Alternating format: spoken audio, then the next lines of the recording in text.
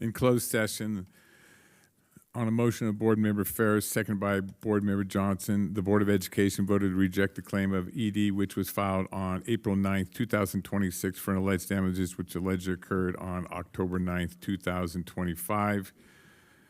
A motion made by Ferris, seconded by Johnson. The vote was 5-0. And at this time, we are going to open the, let me get myself the school regular meeting of 4/16/2026, and tonight we have the China Lake Jazz Band, Jazz, to perform for us. No, they already did. Oh, they did? Oh, we missed them. Dang. Yeah, I mean, do we get an encore? Thank you, Mr. Rand. Okay, so then at this time, we would have, well, we don't have Jasmine here, so is she here? She's not here tonight. Oh, they were. So we'll have, at this time, Mr. Johnson lead us in the flag salute. No, they played for people coming in. To the flag of the United States of America and to the republic for which it stands, one nation, under God, indivisible, with liberty and justice for all. At this time, we'll have a moment of silence.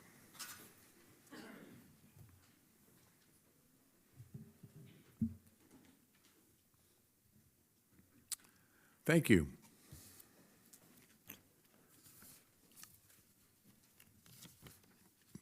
All right, so if you'll just hold on a second, I got to get my notes before we get going.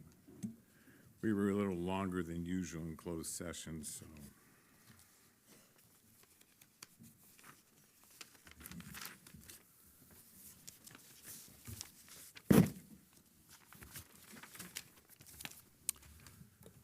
Okay, so at this time, adoption of the agenda. Any changes? Yes, we're going to pull 14.3 from consent and move it to action. Okay, Other than that, no changes. all right, thank you, Dr. Moore. Point two, good things. Any good things from the Oh, board? pick me. Mr. Ferris.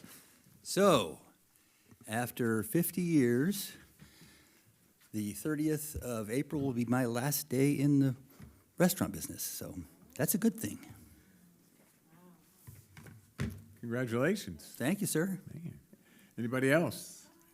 Yes, Mr. Good Johnson. things. I like to, actually, I wanted to recognize Jasmine tonight for Purple, Military Child Month, but she's not here. And I actually had a challenge coin in my pocket to give her as a special token, and she's not here, so I'll have to save it for May.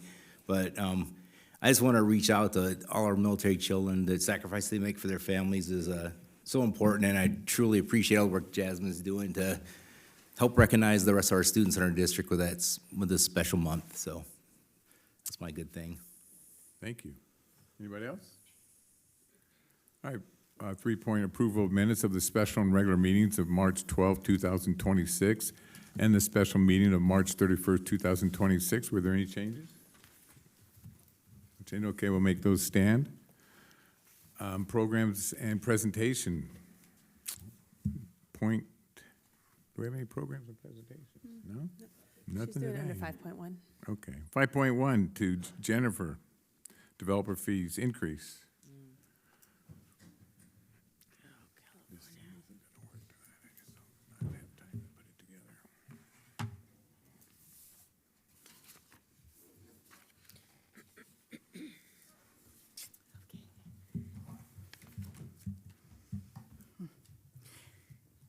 Good evening, President Campbell, Superintendent Dr. Moore, Deputy Superintendent Dr. Savko, members of the board, staff, and community.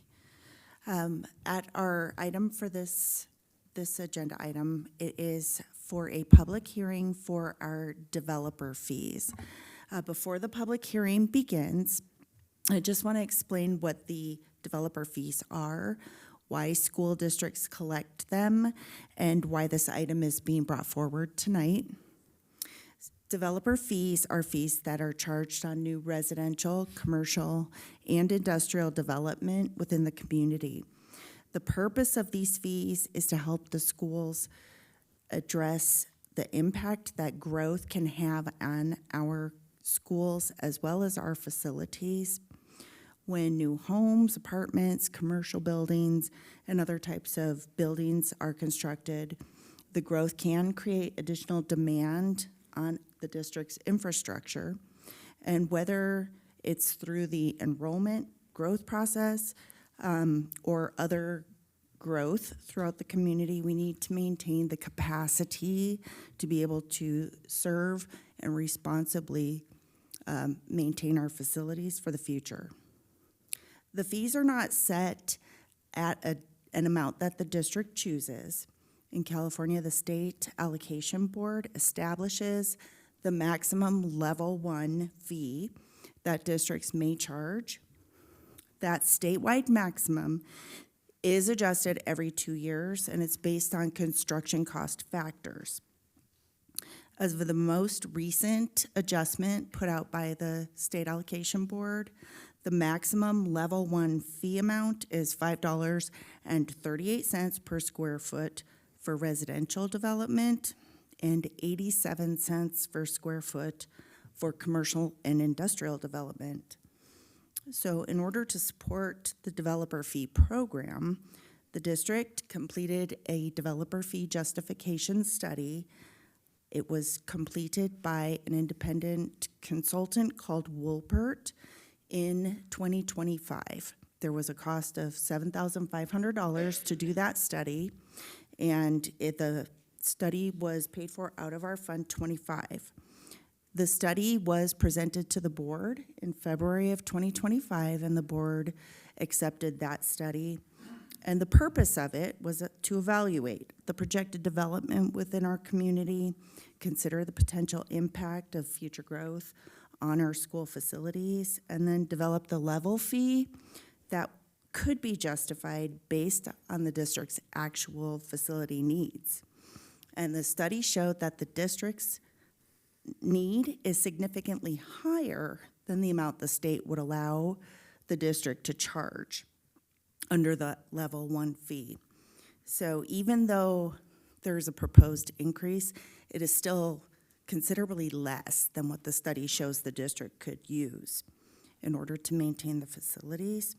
So we're not collecting the full amount that the study shows, but when the State Allocation Board came out with this new amount, we feel that it is responsible for us to take into consideration the fees that are being proposed tonight in order to help the district build that developer fee fund for future capital growth.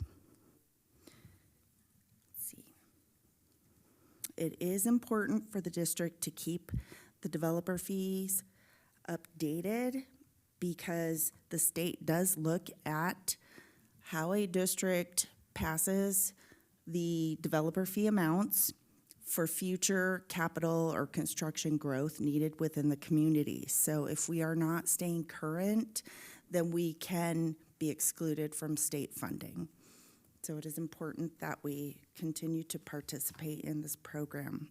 So in short, it's just making sure that the district remains aligned with current State Allocation Board allowances, and that we continue to use these tools available to offset the impacts of development and remain the strongest possible position as we plan for current and future facility needs.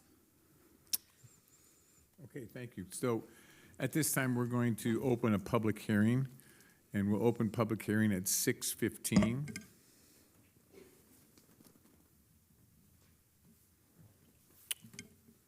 No takers? Okay, we'll close public hearing at 6:16. And we'll move on to reports and communications, 6.1, reports from the members of the board. We already got that from Mr. Ferris, his big deal. So, anybody else?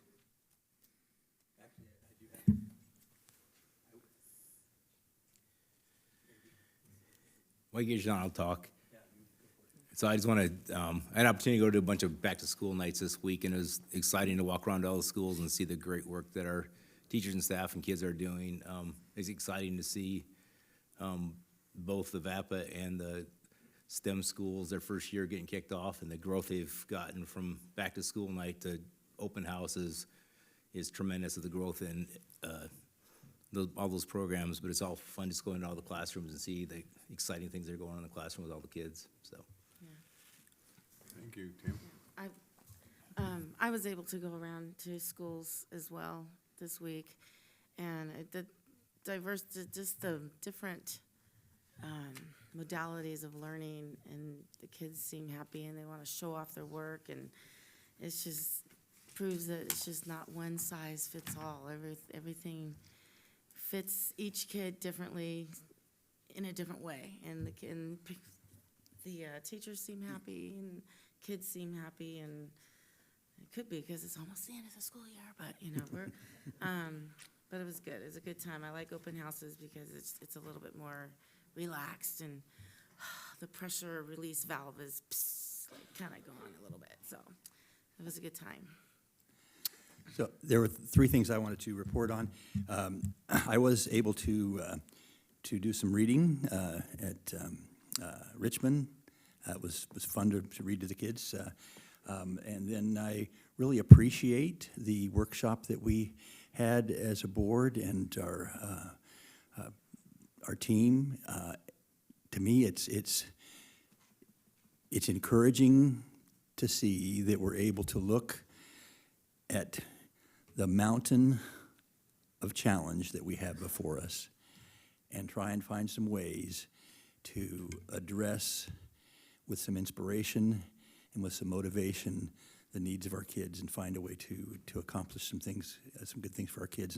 And the team building that goes into that, I think is really important, and I appreciate that opportunity for us to work together to achieve those things. I was not able to go back to school nights, to open houses, because along with Robert and Dr. Moore, we were in D.C., and we lobbied Congressman Fong. He was very gracious to allow us a little extra time, along with his young son. And we talked about the federal funding priorities, specifically special education. From the beginning, the federal government promised that they would fund 40% of the increased need that is derived by the requirement for the special education that the federal government requires. I think they're right around 12%, and they've never gone much over that. And so we continue to bring that up because clearly, if that is not funded by the federal government, it means it comes out of our base that is intended to fund every other student. And I think we did a quick math, and it means at this point, the encroachment that we're paying for special education is about $2,400 per student. And that really ought to be coming from the federal government that requires us to provide those services, and not off the backs of our other children. So that's the challenge. We shared it. We shared it in real terms about what it means in our district, and I think that's important. We also talked about some focus on getting an understanding of how the federal government might help us as we learn how to navigate the effects of artificial intelligence on education and in the policies. We talked about online safety for kids, and we also talked about career technical education and workforce development, and what kinds of improvements we feel the federal government through Perkins can support us in that way. So we were very well received. Congressman Fong was very supportive on those issues, and like I say, we really appreciate the time he gave us. And unfortunately, the participation wasn't as strong from the other districts this year. Basically, in the room, it was the three of us plus one other board member from Standard School District. So it was an important meeting, and I appreciate the opportunity to represent our district in that way. Anybody else? Mr. Ferris already mentioned the team building workshop that we had last week.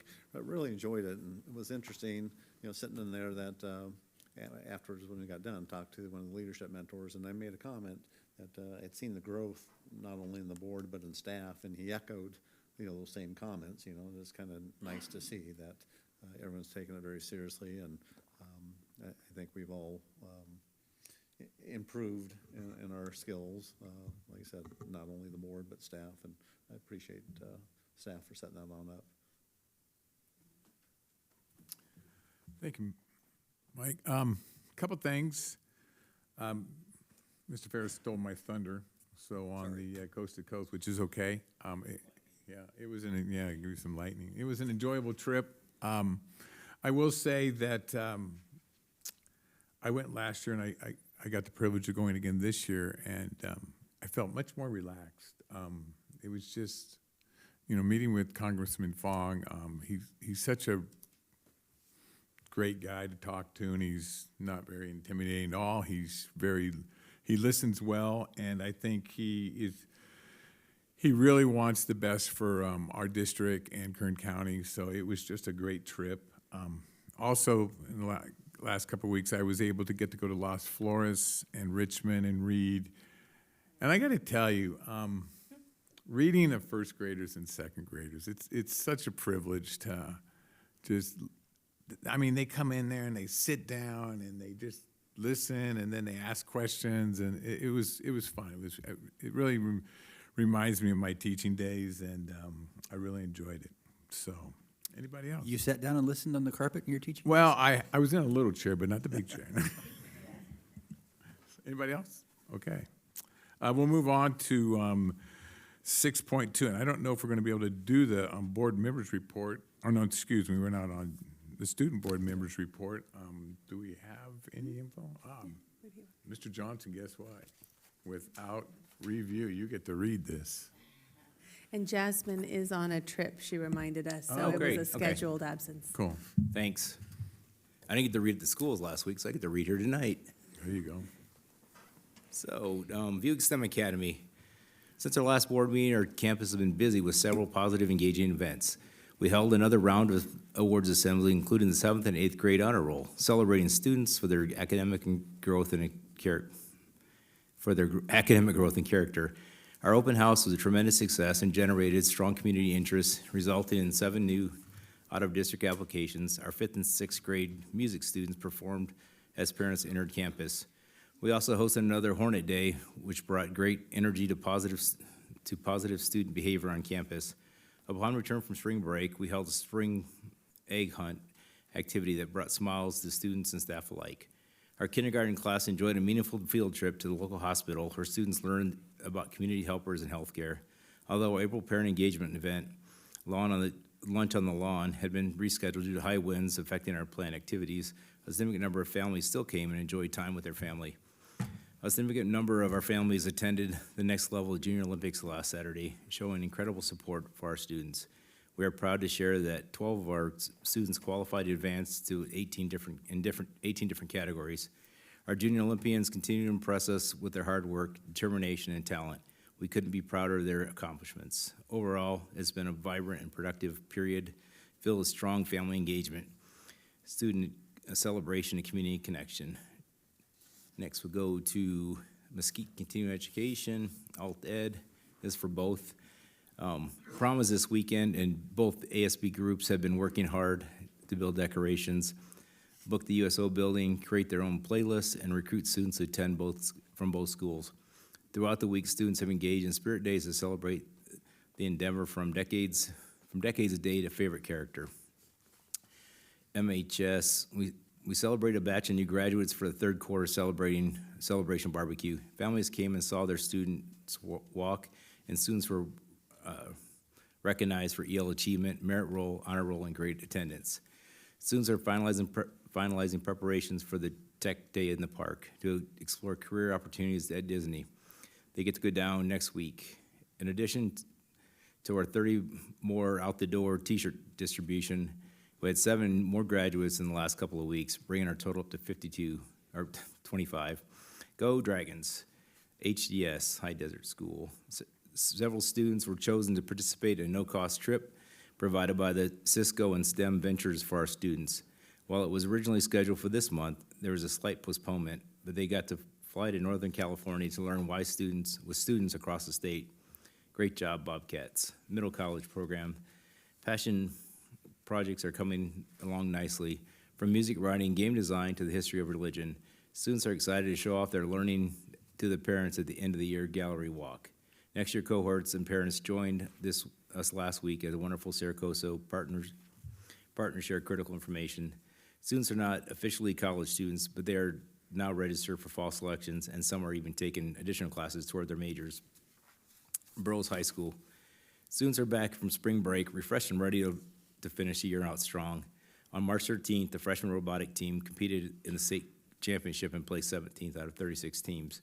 Furthermore, spring sports are nearing the end of the seasons and are continuously improving. Our March 12th, Madrigals participate in the California Music Educators Association Festival and earned unanimous superior with the highest rating possible. Full of anticipation, seniors attended the graduation meeting on March 17th, where they received information about the parade at elementary schools, senior celebrations, and graduation. Our spring rally went great with the return to the gym. Students participating in brand-new games, spirit days, and class competitions where they showed off their Borough spirit. In other ASB news, ASB elections took place on March 27th, and our new officers are excited and planning for the upcoming school year. Grad night is on the 17th with exciting board games, video games, and raffles. Prom is set to take place on the 25th from 8 to 11 p.m., and the junior class is working incredibly hard to make sure it is one of the best. Junior class CASP English Language Arts test this week. They will take the math CASP test on the 28th and the science CASP test on the 30th. ASB has scheduled an opportunity for students and staff to donate blood during the blood drive taking place on April 29th. Students interested in joining the military took the ASVAB on the 8th and are eagerly awaiting their scores. This past Monday, athletes and exemplary students nominated by their teachers to each department were recognized at lunch. At the end of the year, we have 16 students with perfect attendance, and fourth quarter progress reports go out on the 24th. That's all for the student report. Thank you, Mr. Johnson.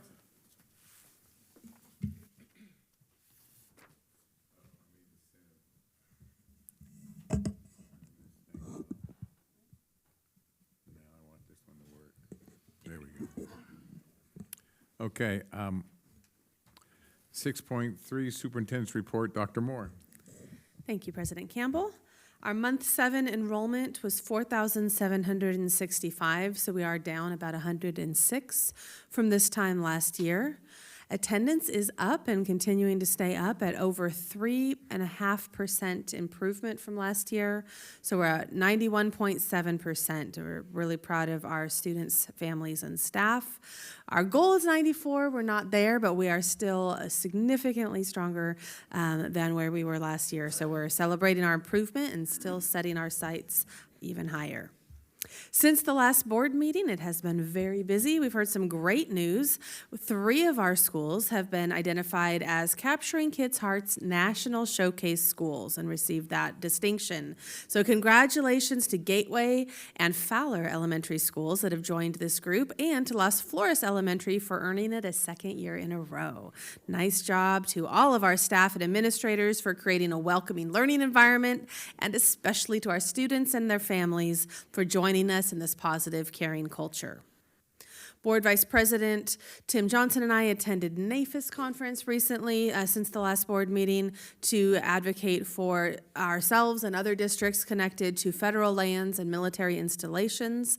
And then, as Mr. Ferris mentioned, we just got back from the Coast to Coast on those talking points that are between the California School Boards Association and the Association of California School Administrators. So that partnership matters, us showing up matters, and I really appreciate our investment in that on behalf of all of our students.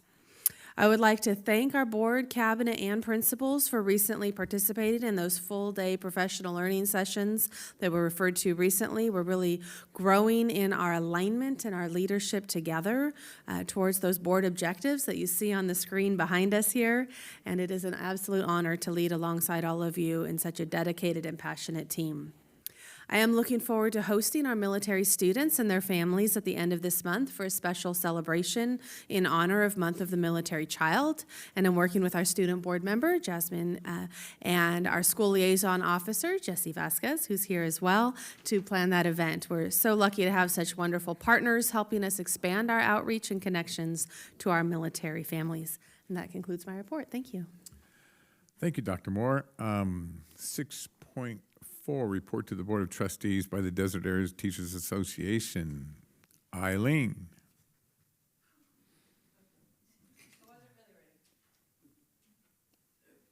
It's all right. You know, Eileen, you're getting down to the knitting. No, I mean, not very many times left.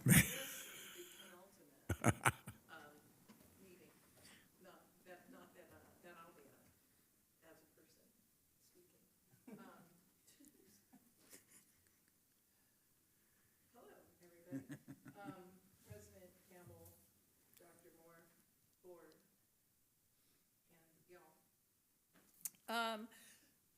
So the weather is really fabulous. I always start with that because I really, really enjoy the weather. And I love it most when I don't have to run heating or air conditioning at my house. My costume it was cold the other day. My costume is toasty, so it was really nice. But I'm not going to talk about classroom temperature because that can get divisive. So here's the thing that I've noticed. This is my second year doing the site visits as the data president. And I'm there every day at a different site. And I'm talking to teachers. And sometimes I have something specific, but often I'm just like, hey, what's going on?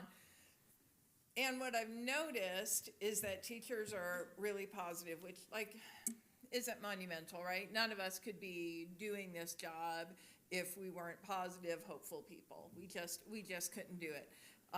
And I think because we're positive, kind of we get into it, and then seeing all those kids, we tend to give kids a break. You know, I always tell my daughters, and they don't love this, that I'm probably my best self in the classroom, right? I'm a lot more forgiving and open to those students, and I don't think I'm unique in that.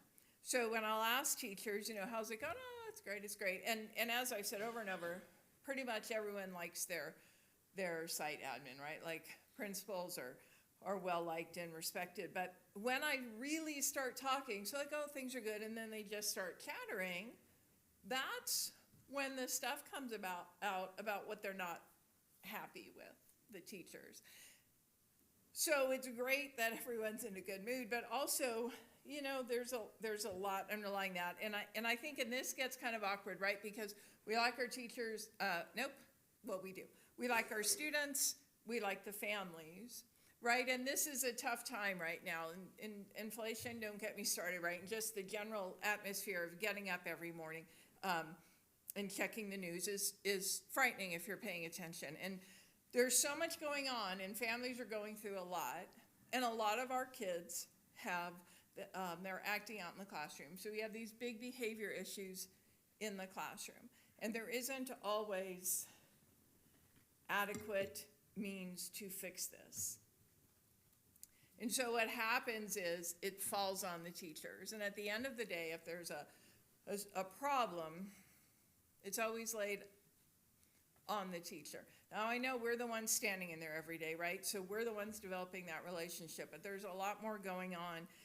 And while generally speaking, teachers feel supported by their site admin, they don't feel that there's enough happening, and that that the kids aren't getting what they need to get to understand where their behavior isn't appropriate in the classroom.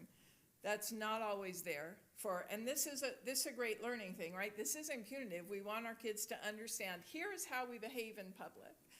And we don't always have the resources for that. And that gets teachers worked up. It gets them pretty upset because we care about our kids, and so we have certain standards, and sometimes those can't be maintained due to a lack of support. And I don't have all the answers. I'll say to teachers, do you have a solution? Like, no, I don't have a solution, right? Like, I have some ideas, we have some ideas. Our job is going in every day and doing what we can, the best that we can, and I think we've got some really amazing teachers here, right? And super students, but I think we just need to listen a little bit more, that when teachers say, how about we try this, or this isn't working, maybe there's something we could do to have their voices heard a little bit more.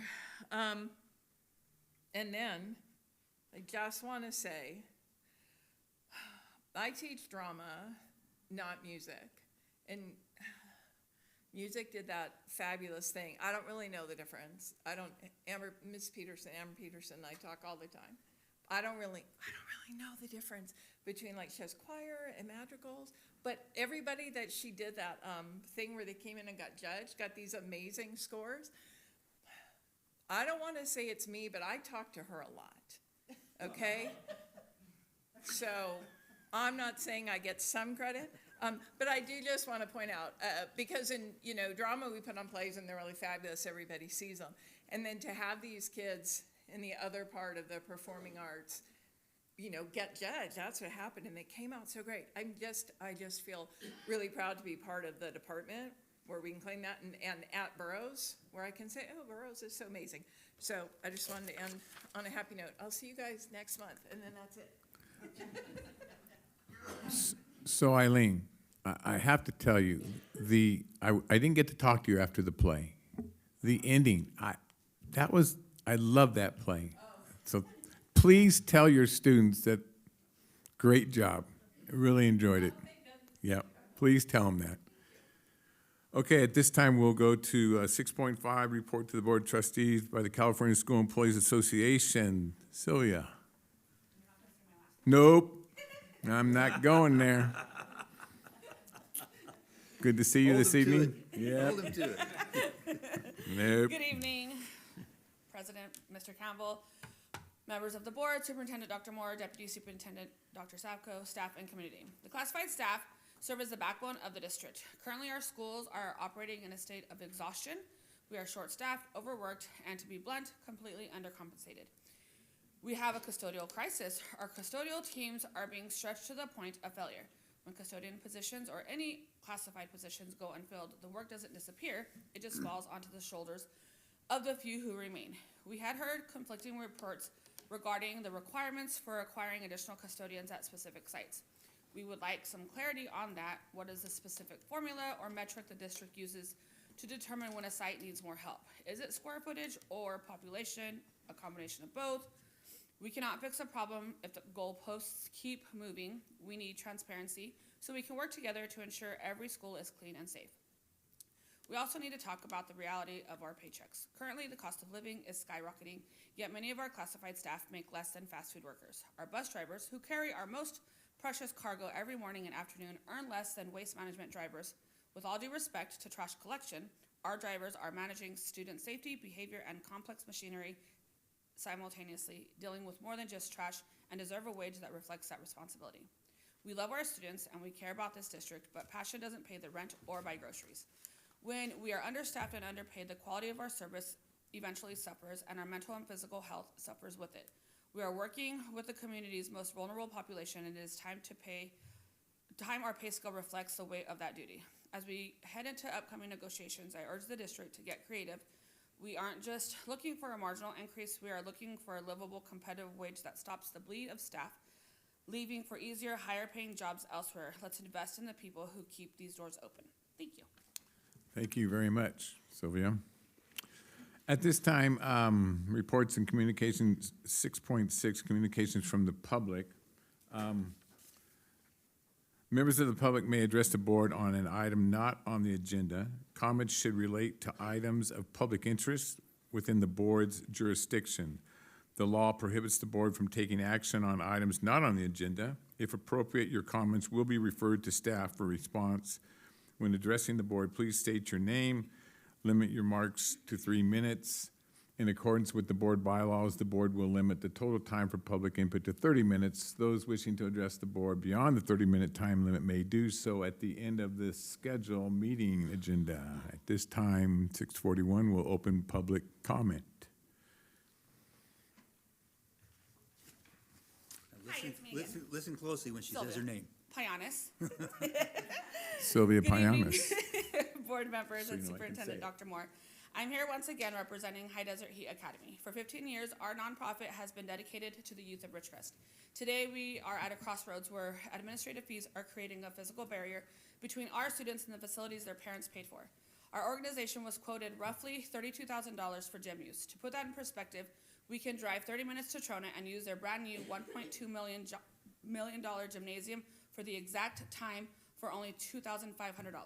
This is not just the price difference, it's a lockout. Our students' parents stood up for the district and passed the bond just 18 months ago, charging these same families a 1,200% markup compared to our neighbors is a breach of community trust. Beyond the numbers, there is a human cost. Forcing us to travel puts student drivers on a dangerous road for 60 minutes of unnecessary round-trip travel at night. This is a safety risk we shouldn't have to take. We all know that Trona Road is dangerous, especially for newer drivers and at night when they return home from practice, and many have lost their lives on it. Furthermore, we are seeing a talent drain. Last summer, when we were not able to use the gym, Trona and ICS welcomed us. Consequently, we've already lost students to ICS. If our families feel supported elsewhere and ignored here, their enrollment dollars will follow. High Desert Heat is not a user of the district, we are a partner. We sponsor banners for our high school programs, provide scholarships to graduating seniors, and sponsor players facing financial hardship. On the court, we teach the mechanics of success, resilience, composure under pressure, and teamwork. Off the court, we are a laboratory for character. We monitor academic progress, reinforcing that they are students first, and provide a safe, structured environment under the guidance of mentors. We are training the next generation of productive, respectful citizens for this town. Our commitment to these students doesn't end when the whistle blows. We utilize this sport as a hook to keep students engaged in their personal growth.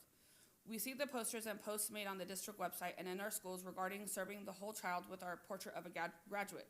We are an extension of that mission.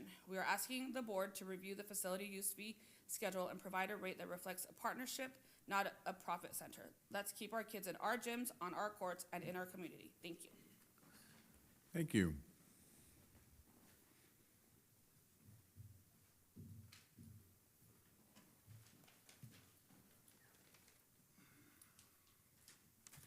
Good evening. My name is Bill Gilmartin. I'm here to bring attention to the district spying on my son. My son graduated last year from the district, and now he's a current college student up at Tumbleweed Tech. A couple of weeks ago, during his coursework, all of a sudden he gets an error message over his internet use saying that it was being blocked by Sierra Sands. So he contacted Sierra Sands, a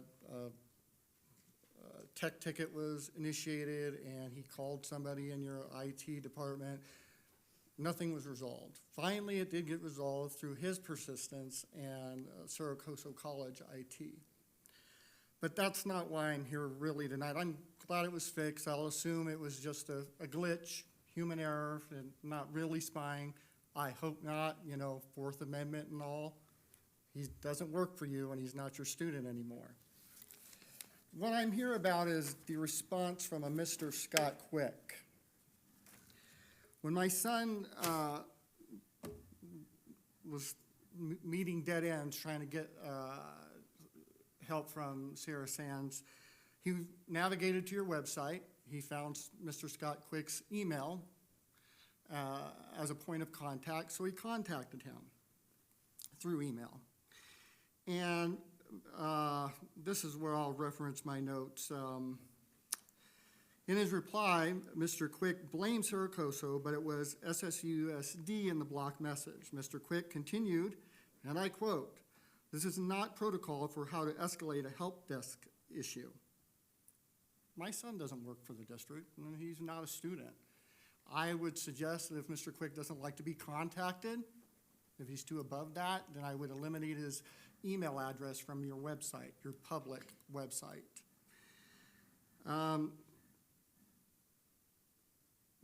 My biggest issue with Mr. Quick, though, is in his final paragraph. So I'll read it for you, and I quote, "Another thing to consider is the use of a Chromebook at a collegiate level. I've worked from some colleges that do not allow Chromebooks at all. Not the best choice of learning device for adult learners. Not sure that Saracosa College, not sure of the college policy on standards," end quote. You know, I just find that condescending. I find it rude, and I also find it amazingly ironic, since the school district supplies what to their students? Chromebooks. So I would hope that, I noticed on your website you have a community social contract that includes treat others with dignity and speak respectfully. My son was not treated with dignity, nor was he spoken to respectfully. Mr. Quick should consider humbling himself and setting his elitist ideas aside while he's representing the school district. Thank you, Mr. Gilmartin.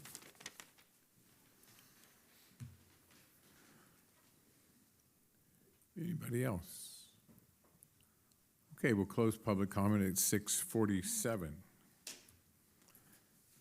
And we'll go to 7.1, approval of the 2026-2029 College and Careers Access Pathways Partnership Agreement regarding dual enrollment between the Kern Community College District and Sierra Sands Unified School District. Dr. Savko. Good evening. As you are aware, we have a long-standing partnership creating college and career opportunities for our students, dual enrollment of which is a priority for the district and Saracosa Community College. So dual enrollment means that students that are in high school can take a class where they receive both college credit and high school credit at no cost to them. We offer several dual enrollment classes at Burroughs at this time, and we're expanding our dual enrollment opportunities through the financial literacy or personal finance, and so that's a good thing. This formalizes our relationship in offering dual enrollment opportunities for our students. It's customary to, this may be confusing, but here it goes. It's customary for when we have our instructor who is also representing Saracosa during those class periods, we invoice the college and receive 25% of what they would earn in that given time. And that's also a good thing. So it's recommended that the board approve the 26-29, basically dual enrollment agreement between us and Kern Community College District, specifically Saracosa. Second. We have a recommendation and a second. Does any board, staff, or community have any questions? No questions? Okay, at this time, we'll take a vote. All in favor? Aye. Any opposed? Vote passes 5-0. 7.2, approval of college and career readiness course. Dr. Savko. I'd like to give a context, and most of my friends in the district know I love a great context or story, because it really does matter. So I'll be representing all of the items in educational administration very proudly this evening. So here's the context to the next 5 items. I'm bringing before you 5 new elective classes at Burroughs High School. But here's the story and the context that matters. As our community changes and as our student body changes, we've reflected over the years what opportunities might there be, but also what might the barriers be that we're not fully aware of. So this past year, we, as a board, looked at our graduation requirements, and we're very thoughtful about, does this represent a fair, attainable pathway towards graduation? And we had some great conversations about where we wanted to take our district and what pathways, honoring the alternative education pathway, our adult school, and really thinking about every student in our system versus a traditional student. And at that time, the board voted to create more clarity around what our graduation requirements are and how we might give space and choice in those graduation requirements. One longstanding, it wasn't a barrier, but it was no longer serving our students, was the required elective world geography. And so by no longer requiring that in our graduation requirements, that gave space to creativity and innovation. And that's really why I'm here. This is a story about innovation and really engaging our students and staff in choice. So giving that space as our freshmen come into the system and they have more than one choice, that's what happens. So the first course, and I should have started with something a little bit more fantastical, but we'll get there. The first elective course is college and career readiness. We've had conversations in our district with teachers, staff, students, and you see that from our LCAP survey results, that our students really want more information about how to be prepared. So this course basically takes all of the best practices. Some you'll see with AVID strategies. How do you take the best notes? How do you prepare? How are you on time? How are you articulate, right?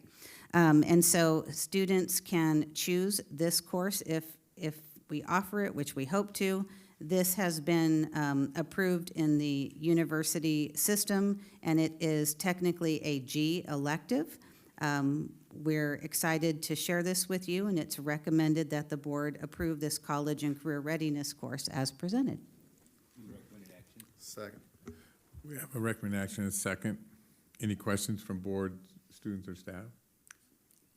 Just a comment, I really appreciate you laying this out in a way that kind of give us a full underpinning of what we're doing here. And I truly appreciate all the work that goes into trying to find ways to address the needs of our students in a much broader sense. You know, we always talk about the fact that one size does not fit all, but we don't always find enough sizes.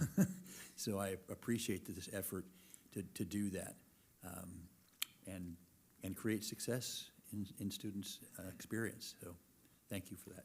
And that comment really applies to all these courses that you've laid out here before us. So thank you.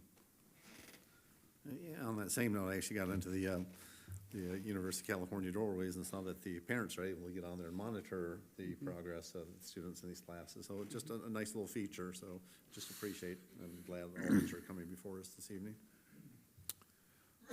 So I was looking at these courses, and I'm under the assumption that the students brought forth their interest in these different types of objects that these courses that we decided to put on the agenda.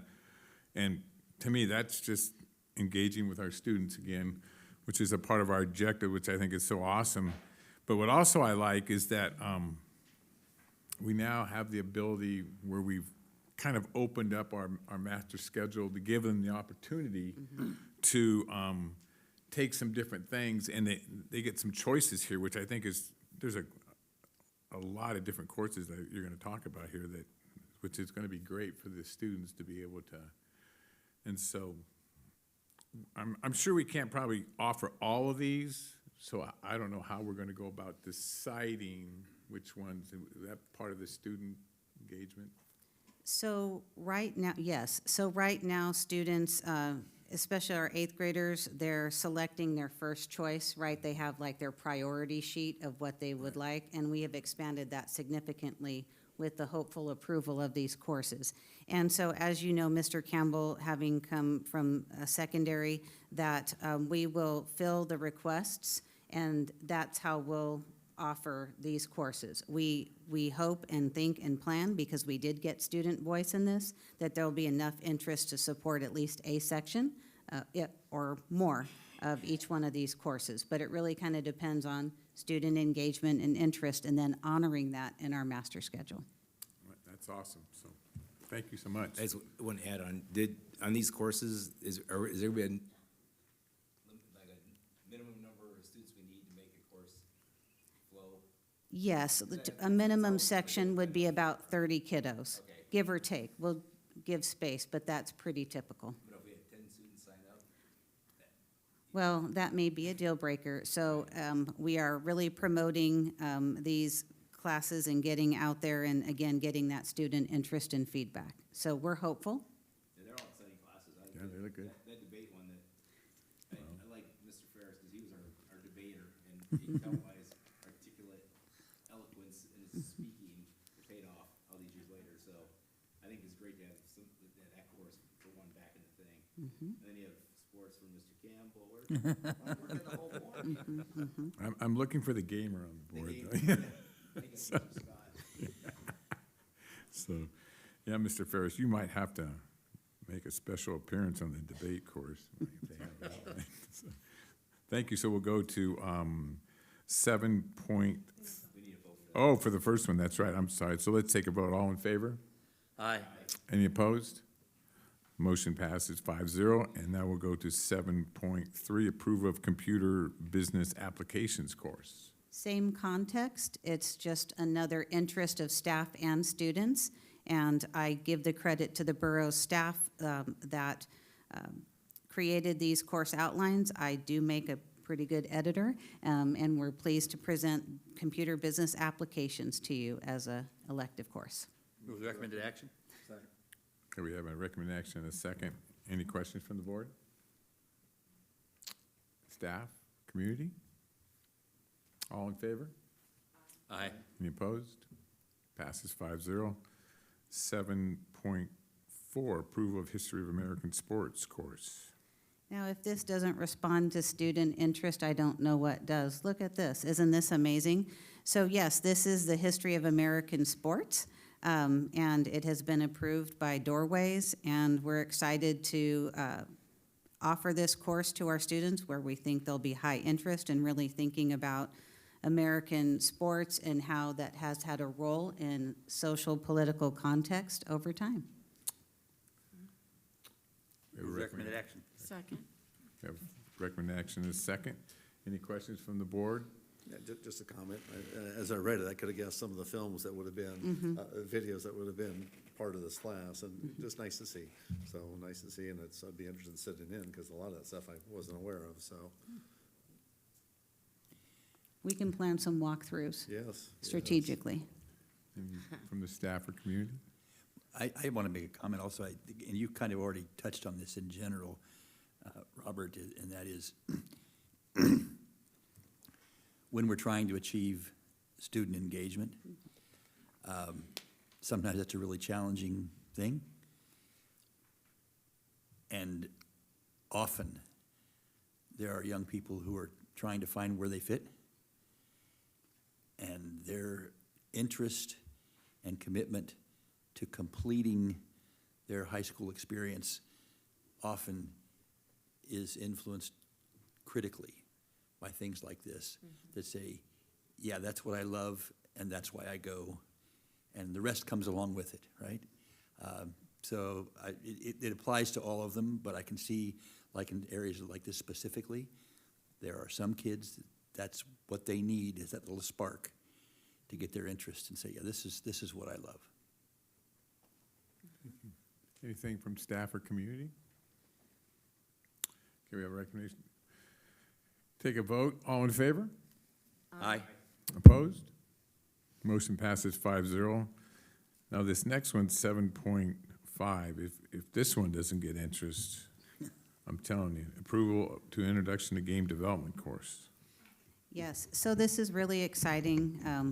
A lot of our students enjoy online gaming, and this is an introduction to how do you create those images and how do you move those images, and then how do you strategically engage the player in that, I guess, arena, if you will. So yes, this is really exciting. It's introduction to game development. Second. We have a recommendation and a second. Any questions from the board? So I'm assuming somewhere there'll be a pay scale that says, this is what those game developers make, right? Yeah, maybe on that career tree. Yeah, there you go. Yeah. Anyone from staff or community? Okay, we'll take a vote. All in favor? Aye. Any opposed? Motion passes 5-0. And 7.6, approval of introduction to speech and debate course. This is exciting to impart into our students how to engage in a debate respectfully and strategically, and to really engage, very importantly, in perspective taking, which is what we really need to have a graduate that represents our portrait model. And so we present this to you for approval. Move recommended action. Second. We have a recommendation and a second. Any questions from the board? First, a comment, my debate coach would not have been pleased if I did not move that action. That's really going to let you do it. Yeah. But I do, and I appreciate your comments, Tim, on this, because there is so much carryover value in life. And it's not just about vocal presentations. It's about analysis.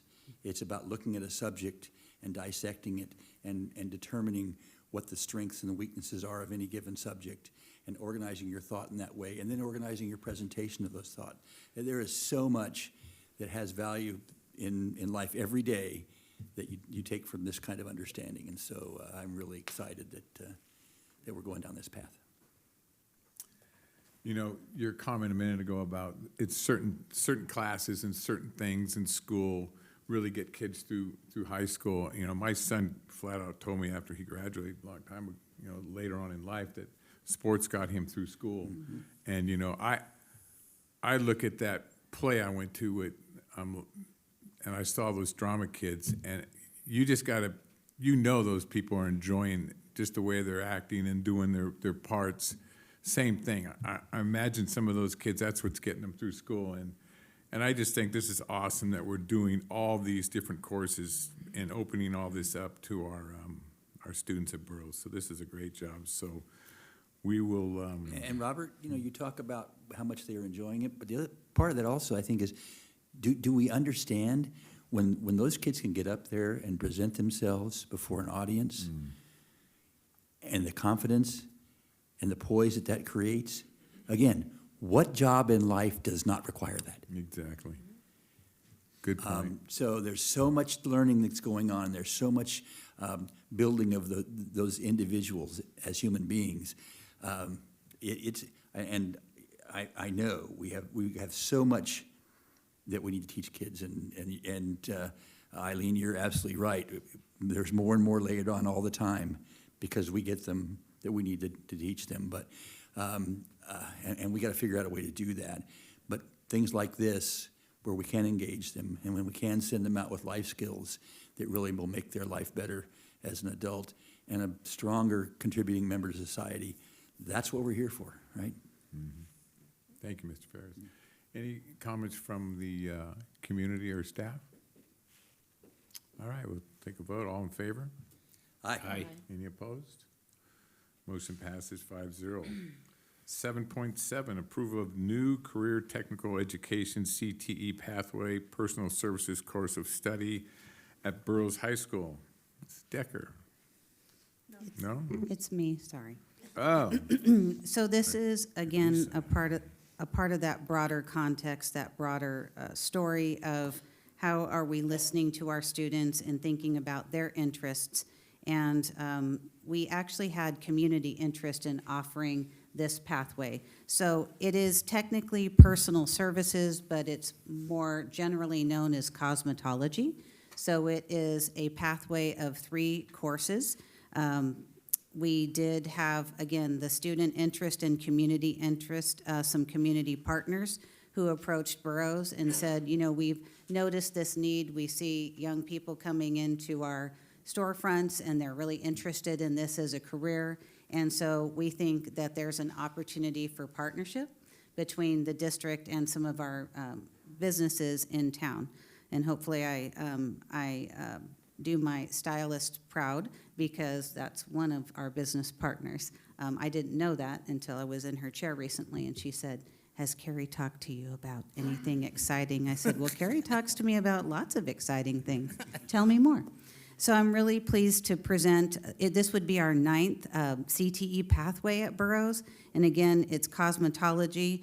It's our first go, if you will, at this. And so we want to strive for licensure or getting our students access to those certifications in our community because we know traveling is a barrier and maybe the cost. And so this would be a way to have that hands-on experience and explore this as a possible career in Ridgecrest. And we're just excited about it because of the partnership and the interest of our students. Move the recommended action. Second. We have a recommendation and a second. Do we have any questions from the board? No, I made a comment, that engaged community, circle right there, bingo, right? So, thank you. You know, there's a lot of different people that I know in the community that do different types of beautician, whatever, hairstyling or whatever you want to call it. Personal services. Personal service. Thanks. But what I thought was cool is I remember, and I know this doesn't mean they're going to get their license completely, but it's a start, it's a pathway to get them interest before. I know they have a place in Lancaster and different places. It would be awesome if we could ever get an extension where they would come up here and so the kids didn't have to go down, back down to Lancaster so often and do that, but we'll see what happens. And what other thing was, I thought interesting about them when I was reading about that, I was reading into the deep sections of the Perkins Act, and that was one of the main 4 things that we were talking about with Congressman Vaughn. And I tell you what, right away, he just said, oh, I'm always for all the CTE stuff. And so I thought that was really cool that here we are doing one of these things, and he's going to be in our court, I assume, so that, hopefully, so that's great. So do we have, we already did a recommended action, didn't we? Yep. So do we have anything from staff or community? Okay, we'll take a vote. All in It is that one quickie. So we'll have like course 1 the first year, course 1 and 2 the second year, course 1, 2, 3 the third year. Is that I the plan? think You're some gonna of roll these it are out, or- semester courses, Okay. so it will go more quickly than that. Okay. And that's a good thing because we can get more students Right. into this pathway. Great Exciting. question. Awesome, we'll take a vote. All in favor? Aye. Any opposed? Motion passes 5-0.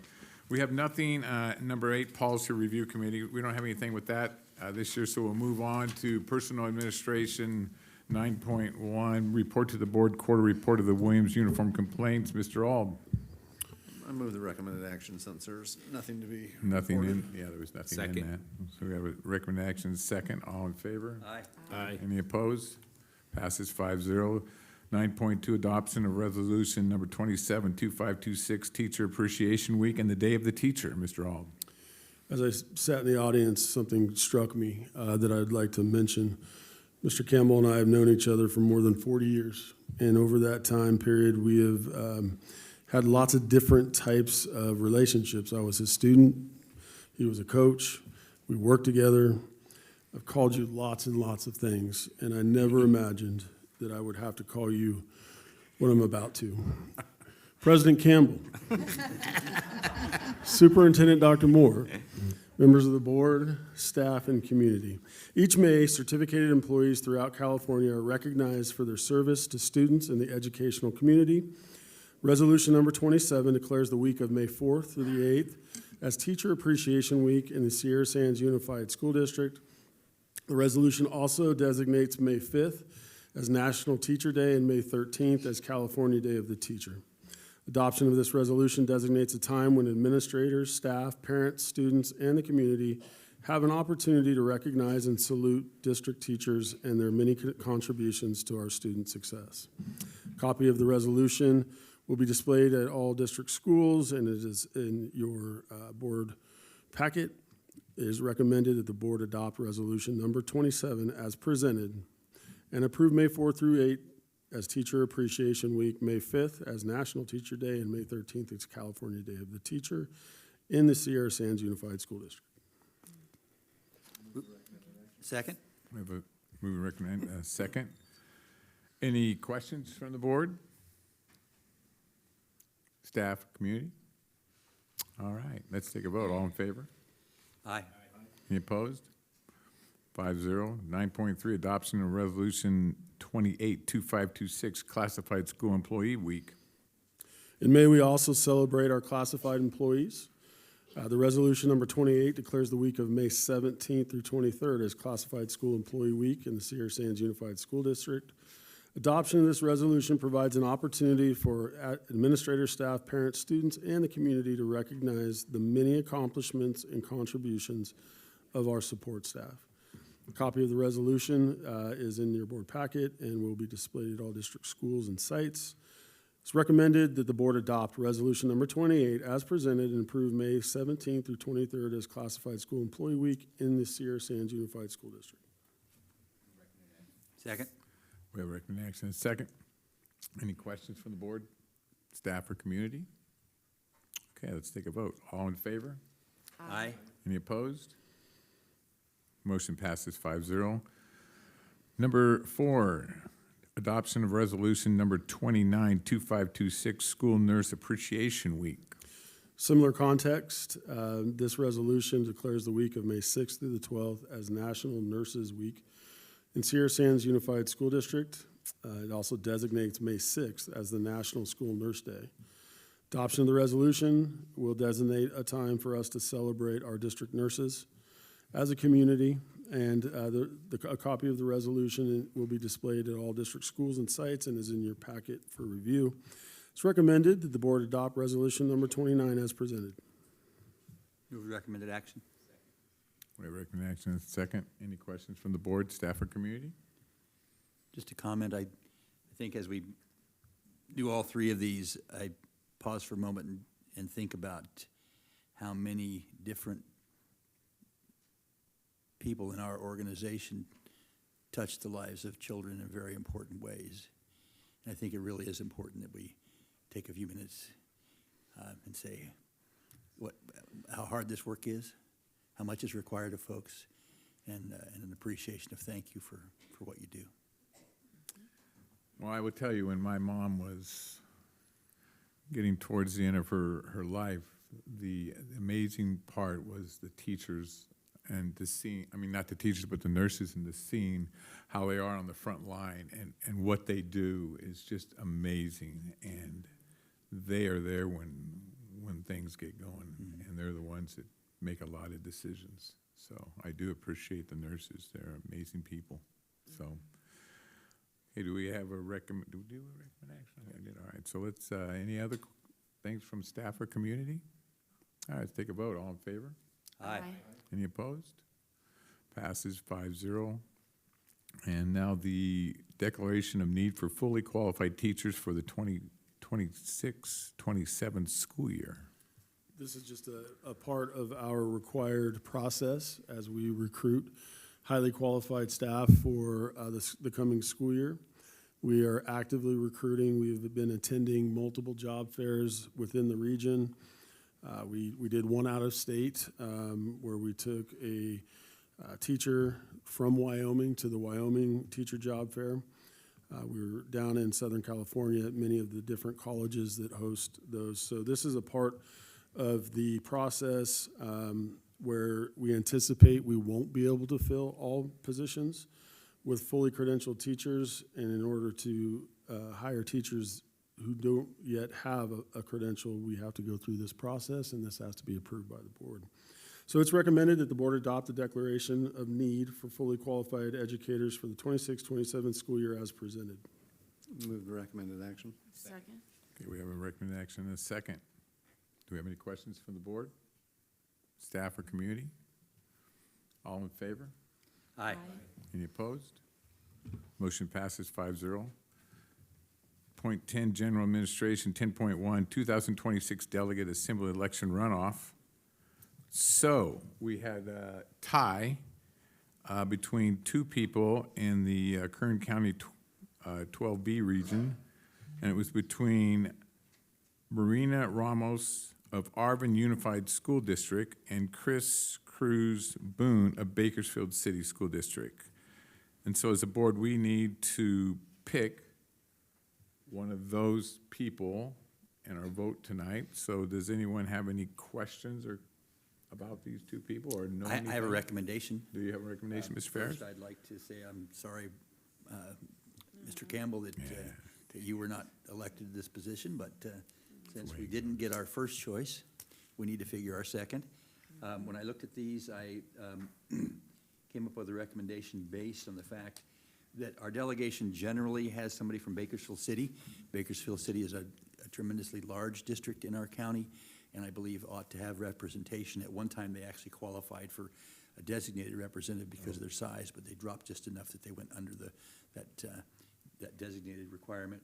But I believe it's appropriate that we have someone from Bakersfield City on the delegate assembly. So I would encourage that we, and nominate that we vote for her, Okay, for or him. Chris Cruz Boom. Boone. Boone, yes. I second that, yeah. First and second. Any questions? Staff, community, or the board? Let's take a vote. All in favor? Aye. Aye. Any opposed? Motion passes for our vote for Chris Cruz Boone, Bakersfield City School District. Thank you, Mr. Ferris. We'll move on to 10.2, gifts to the district. Mr. Johnson. The following gifts was received. A cash donation of $2,400 was given to Indian Current Elementary School by parent Daniel Warren for the students' general use. These gifts provide, may the board accept the gift as described and send an appropriate letter of appreciation, and I move that we accept the gift. Second? We have a recommendation and second. Any questions? Staff, community? Okay, take a vote. All in favor? Aye. Any opposed? Motion passes 5-0. And we will now move into 11, Construction Administration Point 1, report to the Board of Construction Activities and Issues. Mr. Moore.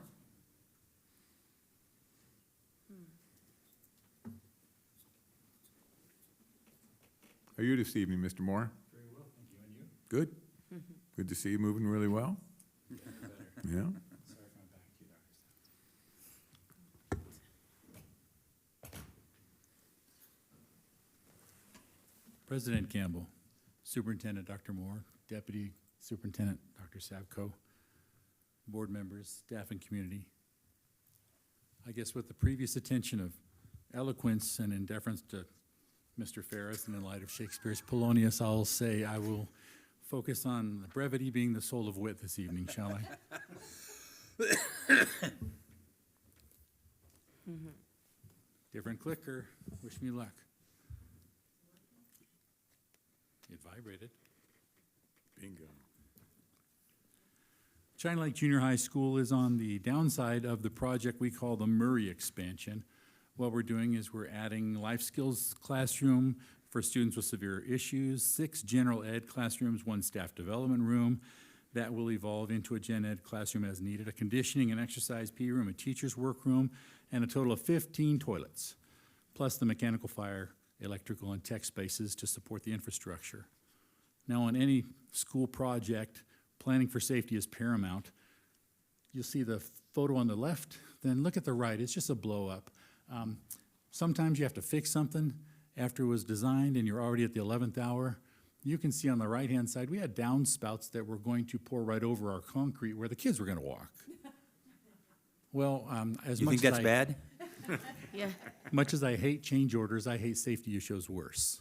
And so this did cost us to say, okay, before you pour this stuff, how about we dig a hole and run it over to the main drain? And that's what we did. This is the purpose of change orders, to fix something that's going to be more important.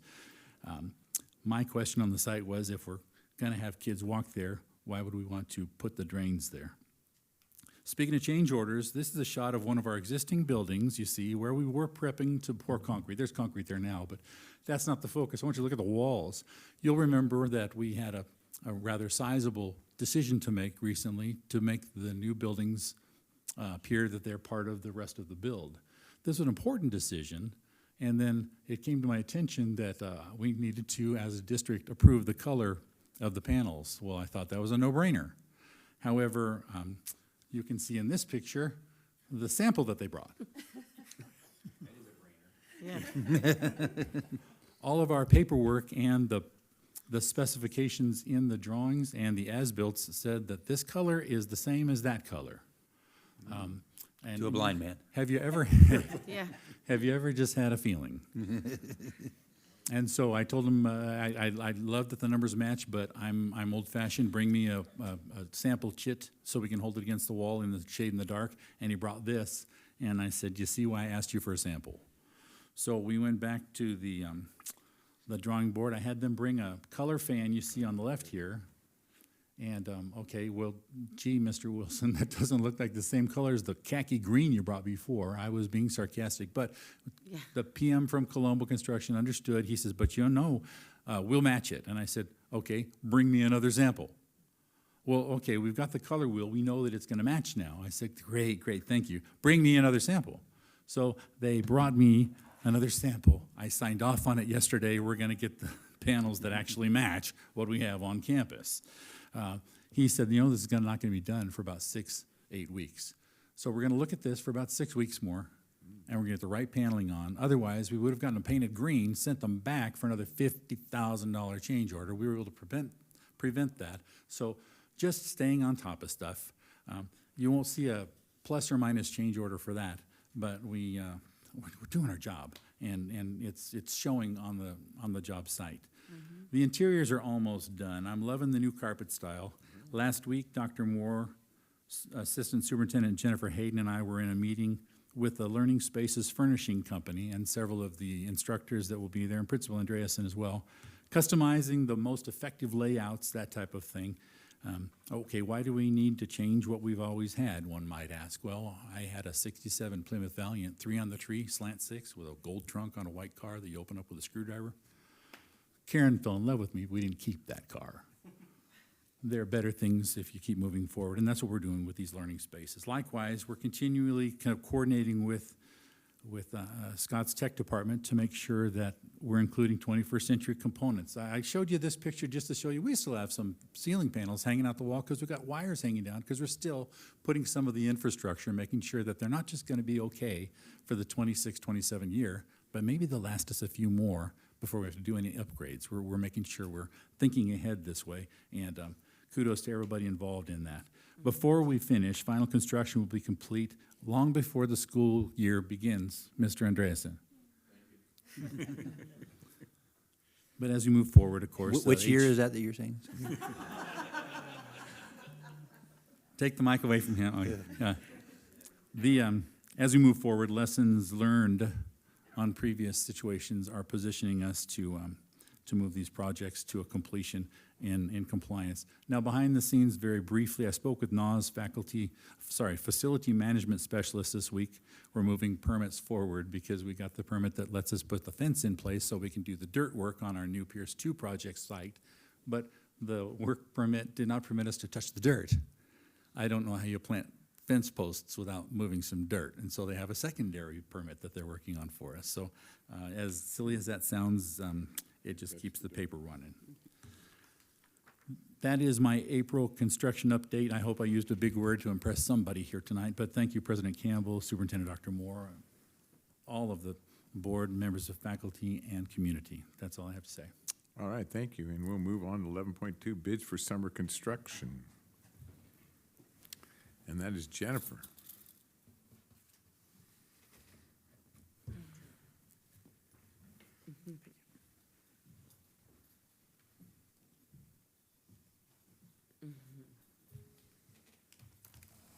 Jeff is working on deductive change orders, meaning change orders where we get money back. So he's planning to bring that next month. So I think you're just teasing us. Yeah. Getting money back. I like that. As summer is approaching, we are getting ready for all of our summer projects.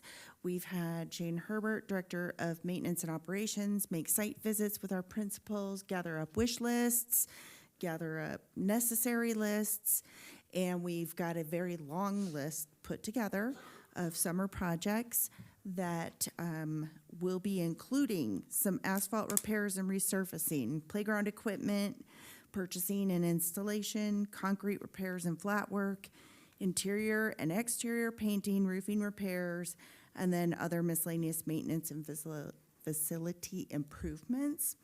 And there is no cost to my request. We are asking that staff have permission to solicit quotes, proposals, and/or bids that would be for our anticipated 2026 summer maintenance and facility projects. With recommended action? Second. We recognize in a sec. Do we have any questions from the board? More just comment. Obviously, we're probably not going to complete all these projects. We're just looking at building a possible list, seeing what the costs are. We're going to figure out what's in our budget, what we can do during that time frame. Correct? We have looked at the budget, we have a whole list ready to go, and from that list, that's what would be getting the contractors for. So there are a few projects that were on the list that will be deferred, because we won't be able to get to them, but out of 150, I'd say 140 will get done. Okay, good. Yeah, so these bulleted items are things we're intending to do. What we don't like to do is ask for bids and quotes of things we don't plan to do. So we are anticipating doing work in each of these spaces. We just need to know how much we can get done. Okay, thank you. And what's important, I think, is that we get this bid stuff out of the way so we can figure out exactly what we can do and what we can't do, and we can get it started right away when summer starts, which is so important, so, thank Yes. you. Any questions from staff or community? No? Okay. We'll take a vote. All in favor? Aye. Aye. Any opposed? Motion passes 5-0. At this time, we will temporarily adjourn. Oh, did I miss 12-1? Oh, business administration. My notes are all over that thing. Business administration 12.1, developer fees increase. Jennifer? We had our public hearing earlier in this meeting, and so now it is time. We have a recommended action in a second. Any questions or comments from the board? I have a comment. Jennifer, I really appreciate you laying out before the public hearing so completely what this really means and why it's needed. It's not uncommon over the years that we've gotten pushback from our local community about inhibiting growth or, putting additional costs on. But I think if everybody understands that the concept of this is when the state asks us to qualify for funding, they expect a certain local contribution. And the concept here is that if you don't collect this fee, you will still owe that local contribution, but you will have to find it from another source, which would mean your general fund or your bond or whatever. So I think this concept that to tie it to the development that actually causes the need makes sense. And while it is uncomfortable, it is necessary because those dollars are going to have to come from us locally one way or the other. And that makes a logical sense. And so I strongly support this. Any other questions, statements, questions from the staff or community? Okay, at this time, we'll take a vote. All in favor? Aye. Aye. Any opposed? Motion passes 5-0. Thank you, Jennifer. So now, at this time, we will call the Inyo Kern, we'll move to the Inyo Kern Schools Finance Authority Board of Directors meeting to order. Adoption agenda, any changes? No changes. No changes. Hearing no changes, the minutes stand as presented. We will adjourn the meeting at 7:29. And we will resume the regular board meeting of Move the entire consent calendar, Minus 14.3. minus 14.3. 4.3, so any questions? You got a second? Oh, yeah, did we get a second? You do that? Second, thank you. Any questions? Any questions from the public? Staff? Okay, let's take a vote. All in favor? Aye. Any opposed? None? Motion passes 5-0, and now we'll go to 14.3. Move to recommended action. Second? Second. And I guess, Mr. Ferris, you'll have to I will abstain. abstain from this vote. Any questions from the board? Staff or community? At this time, we will take a vote. All in favor? Aye. Any opposed? Motion passes 4-0 with one abstention. Thank you, Mr. Johnson. Okay, at this time, we will move to future agenda. Any new future agenda items that anyone would like to bring up? No? Okay. So my launch tonight, since we were in the beautiful Washington, D.C., I thought I would get a quote from Abraham Lincoln, "Government of the people, by the people, for the people shall not perish from the earth. At this time, we will adjourn the meeting at 7:30. Thank you all for coming, and have a great weekend.